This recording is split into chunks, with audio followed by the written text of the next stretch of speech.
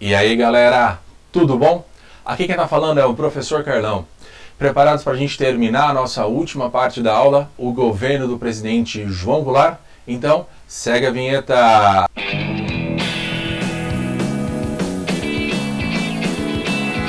E aí galera, tudo bom?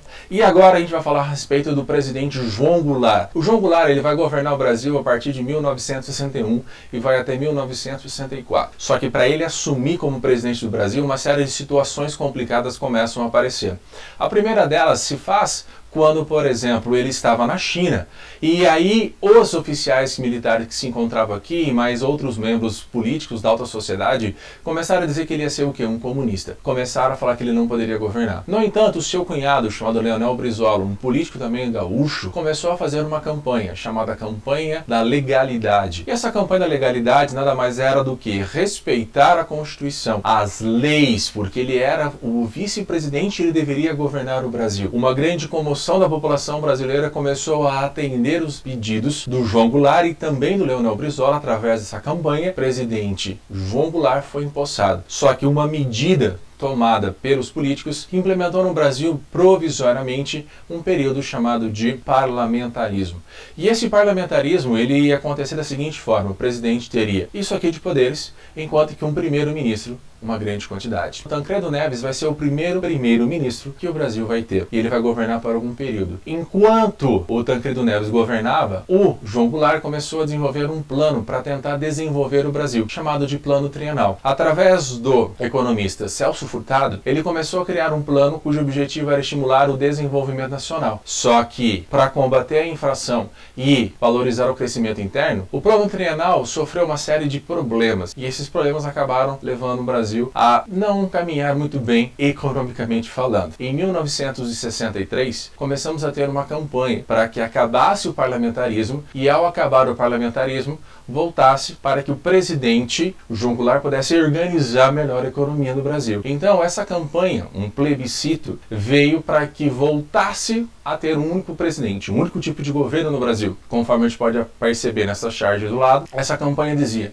vote não ao parlamentarismo. O não ganhou. E aí o presidente pôde assumir como governante. Só que isso acabou gerando uma série de conflitos políticos dentro do Brasil. Por quê? Um grupo achava que o João Goulart era comunista. Um outro grupo achava que não. Ele era o cara escolhido pelo povo, deveria governar. Ao assumir efetivamente como presidente do Brasil, ele vai elaborar algumas ideias para o bem do Brasil. Cria-se um plano chamado de reformas de base, onde dentro das reformas de base ele vai tomar uma série de medidas valorizando o Brasil. Então esse nacionalismo tem como principal ideia criar uma reforma agrária. Era confiscar as terras das pessoas que tinham construído diante das rodovias, terras improdutivas, e distribuir para as pessoas pobres. Isso não era o que a maioria dos grupos da alta sociedade queriam. Ele queria fazer uma reforma educacional. Em que sentido? Fazer com que os analfabetos diminuíssem, pudessem ter um outro direito, que vem na reforma eleitoral, que eles pudessem ter o direito ao voto. Ele queria também que os oficiais de baixa patente pudessem ter direito ao voto. Juntamente com essa ideia, ele faz uma reforma fiscal. Ele queria limitar ainda mais a remessa de lucro para o exterior, para que esse investimento fosse feito no Brasil. Ele queria reduzir alguns impostos. Com tudo isso, ele vai concluir uma ideia: a reforma bancária. Ele queria valorizar o crédito para os pequenos empresários. Essas reformas de base geraram uma insatisfação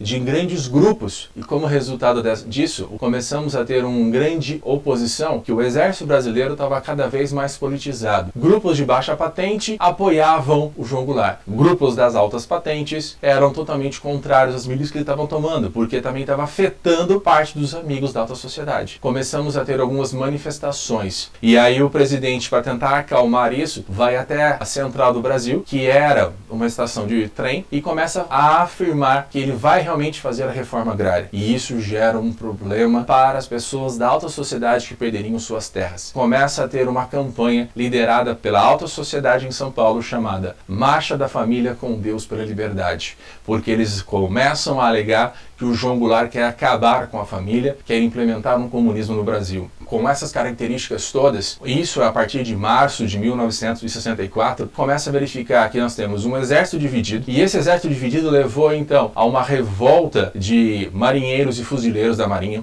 Começamos a ter então uma insatisfação de grupos que estão sendo favoráveis ao João Goulart, esses oficiais de baixa patente, em oposição à alta sociedade e os altos oficiais. E aí, vendo que o Brasil estava num clima de início de pré-guerra, um general chamado Olímpio Mourão Filho, no dia 31 de março de 1984, de Minas Gerais, começou a organizar o exército. E a partir desse momento, o João Goulart sai de Brasília e vai para a região do Rio Grande do Sul. Vários oficiais começam a tomarem o poder nas capitais. Resultado, no dia 31 de março de 1964, o João Goulart fica no Brasil já esperando a possibilidade de deixá-lo para refugiar-se no Uruguai. E a partir dali, a gente entra no governo militar, onde os militares vão governar o Brasil de 1964 até 1985. Galera, vou ficando por aqui. Se vocês gostaram do videozinho, dá aquele like, se inscreve no canal e a partir dali ativa o sininho para as novas notificações. Aquele abraço, até mais.